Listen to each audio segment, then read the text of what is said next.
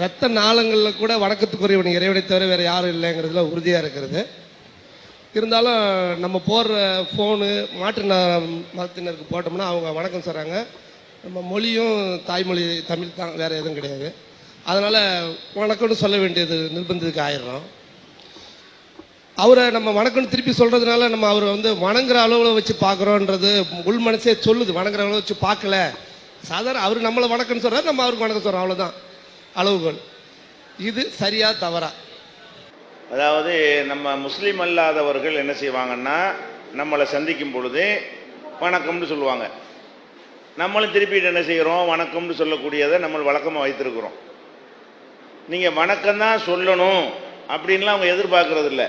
ஏதோ ஒரு பதிலை தான் எதிர்பார்க்குறாங்க. நீங்கள் வணக்கம்னு சொன்னால் வாழ்கன்னு சொல்லிட்டு போயிடலாம். அவங்க வணக்கம்னு சொன்னாங்கன்னு வைங்களேன், வாழ்கண்டா என்ன வயிறு நல்லா இருக்கீங்கன்னு அர்த்தம். அது ஒரு பிரார்த்தனை மாதிரி போயிடும். வணக்கம்னு சொல்ல வேண்டிய அவசியம் கிடையாது. அது ஒரு மாற்று வழி இருக்குங்கிறக்காக சொல்லிக்கிட்டேன். அவர் என்ன கேட்குறாருன்னு கேட்டால், வணக்கங்கிற அந்த வார்த்தையை அவங்க சொல்லும்போது வணங்குறதுங்கிற அர்த்தத்தில் அவங்க சொல்கிறாங்களா இல்லை நமக்கு தெரியாது. நம்ம சொல்லும்போது வணங்குறோன்ற அர்த்தத்துலையா சொல்கிறோம்? இல்லை, வணக்கங்கிறாங்க. நம்மளும் என்ன செய்கிறோம், ஒரு பதில் மரியாதை அப்படிங்கிற வகையில் சொல்கிறோம். இது குற்றமாகுமான்னு கேட்குறாங்க.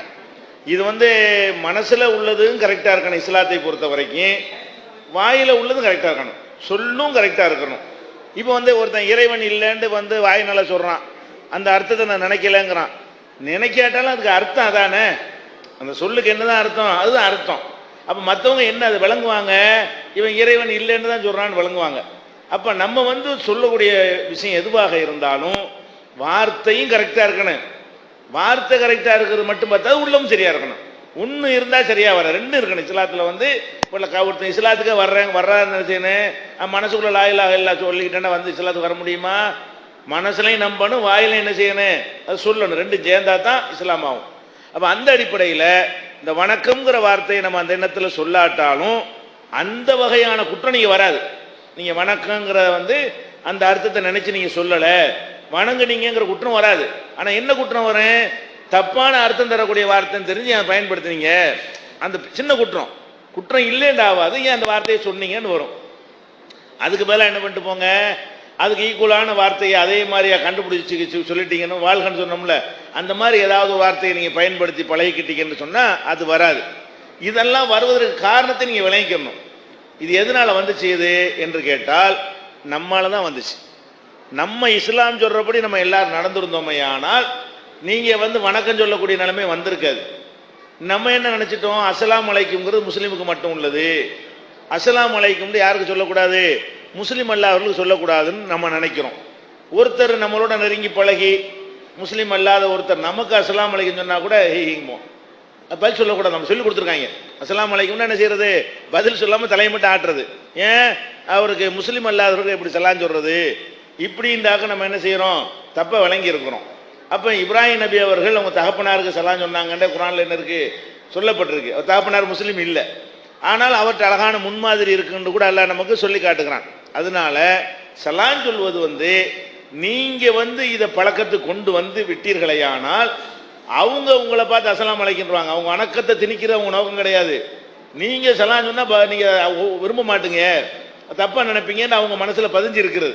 நீங்க இன்னைக்கு பாருங்க, இந்த மக்கள் வணக்கம் சொல்றவங்களை விட குட் மார்னிங் சொல்றவங்க அதிகமா இருக்காங்கல்ல. அது என்ன இங்க நம்ம நாட்டு பழக்கத்தில் உள்ளதா? அப்படி ஒன்றை பழக்கி விட்டா அதை சொல்ல ரெடியா இருக்கிறாங்க அவங்க. அதாவது இந்த நாட்டில் வாழக்கூடிய இந்து மக்கள் என்ன பண்றாங்கன்னா, வெள்ளைக்காரன் கற்றுக் கொடுத்தத குட் மார்னிங் குட் ஈவினிங்னு சொல்றாங்க இல்லையா. இது தமிழ் மொழியில உள்ளதும் கிடையாது, நம்ம நாட்டில் உள்ள பழக்கத்தில் உள்ளதும் கிடையாது. தெரிஞ்சியும் கூட என்ன செஞ்சுக்கிட்டான், அதை நீங்க சொல்லி கொடுத்தா ரெடியா இருக்கிறான். அப்ப நீங்க சலாமை அவருக்கு சொல்லி அவர் நீங்க முந்தி பார்த்துடணும். அவர் வணக்கண்டா தான் நீங்க வாழ்கங்கன்னு நீங்க அதை முந்திக்கிட்டு நினைச்சிருவாளா, செஞ்சோடனே அஸ்ஸலாமு அலைக்கும் சொல்லி பாருங்க, அவர் வெறுக்க மாட்டார்கள், சந்தோஷப்படுறாங்க. முஸ்லீம் அல்லாவும் என்ன செய்வாங்க, நம்மளை மதிக்கிறாங்க, உங்கள் மீது சாந்தி விட்டாகட்டும்னு சொல்றோம். அதுல இந்த அர்த்தம் கூட இருக்குது. நெசமான சாந்தி என்ன எப்ப கிடைக்கும், சரியான மார்க்கத்தை பின்பற்றுதானே கிடைக்கும். அதுக்கு வரட்டும்னு துவாவா இருந்துட்டு போகுது. அஸ்ஸலாமு அலைக்கும் உங்கள் மீது சாந்தி உண்டாகட்டும். சாந்தி உண்டாகட்டும் என்ன அர்த்தம், நீங்களும் இஸ்லாத்தை ஏற்று நல்ல மனிதராக மாறுங்கள்ன்ற ஒரு துவா தானே, அந்த அர்த்தம் அதில் இருக்குதுல்ல. அஸ்ஸலாமு அலைக்கும்ங்கிறது எல்லாத்துக்கும் பொதுவானது தானே. அப்ப நம்ம அஸ்ஸலாமு அலைக்கும்ங்கிறத நீங்க முந்துட்டீங்கன்னு சொன்னா அவங்க உங்களுக்கு வலைக்கும் சலாம் தான் சொல்லுவாங்க. நீங்க வந்து சொல்லாம இருக்கும்போது அவங்க முந்திட்டா தான் இந்த பிரச்சனை வருது. கொஞ்ச நாளைக்கு நம்ம இதை கடைப்பிடிச்சு நீங்க பாருங்க, இந்த வணக்கம் சொல்லணுங்கிற தர்ம சங்கடம் உங்களுக்கு வரவே வராது. அவங்கள முந்திட்டு நினைச்சுவாங்க, நம்மளை கண்டால் அஸ்ஸலாமு அலைக்கும் பயந்துருவாங்க. நீங்க வெறுக்கிறதுனால என்ன பண்றாங்க, அவங்க வணக்கங்கிறாங்க, நீங்க வணக்கம் திருப்பி சொல்ல வேண்டி வருது. இதை நீங்க விளங்கி கொள்ள வேண்டும். இருந்தாலும் அந்த அப்படிதான் சொல்ற ஒரு நிலை வந்துருச்சுன்னு சொன்னா, அந்த வணக்கம்ங்கிறதுக்கு பதிலா நீங்க ஏதாவது சொன்னீங்கன்னு உங்க சொன்னா திருப்தி அடைஞ்சிருவாங்க. வாழ்கன்னு சொன்னீங்கன்னு ஏன்னு காரணம் கேட்டால் கூட நீங்க புரிய வைக்கலாம். என்ன வணங்குறது பொய் தானுங்க, நீங்க என்னை வணங்க முடியுமா, நான் உன்னை வணங்க முடியுமா, பொய் தானே சொல்றோம், நாங்க உண்மையை சொல்வதற்கு வாழ்கண்டோம், வாழ்கண்டா நீங்க நல்லா இருங்கன்னு நான் சொல்லலாம், அது தப்பு கிடையாது. உன்னை வணங்குறேன்னு எப்படிங்க சொல்றதுன்னு அவர் விளங்கி அவர் வாழ்கண்ட ஆரம்பிச்சிருவார். வழங்குதா? நல்ல விஷயங்கள் மக்கள் கப்பன் பிடிச்சிக்கிறாங்க. அப்படி செய்யுங்க. ரைட்டு.